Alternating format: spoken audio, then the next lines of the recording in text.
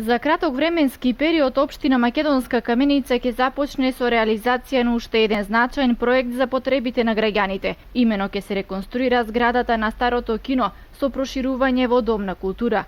Градоначалникот доктор Дарко Митевски изјави дека веќе се почнати тендерските постапки за избор на градежна фирма која ќе ја реновира киносалата во Каменица. Значи, тој проект веќе е во фаза на тендерирање. Во саботата во дневните вестници веќе излезе појава, односно јавен повик тендер за пријавување на економски оператори кои што ќе учествуваат во реконструкцијата и проширувањето на културниот дом. Финансиските средства се обезбедени преку Министерството за финансии од проектот за подобрување на општинските услуги. По отварањето на понудите и исклучувањето на договор кој што очекуваме дека ќе биде за краток временски период, ќе можеме градежната фирма да ја воведеме во градежни активности. Тоа значи дека општина Македонска Каменица во централното градско подрачје ќе добие културен објект кој што ќе биде во функција на граѓаните, вели градоначалникот Митевски, а кој што секако ќе го подобри нивниот културен живот.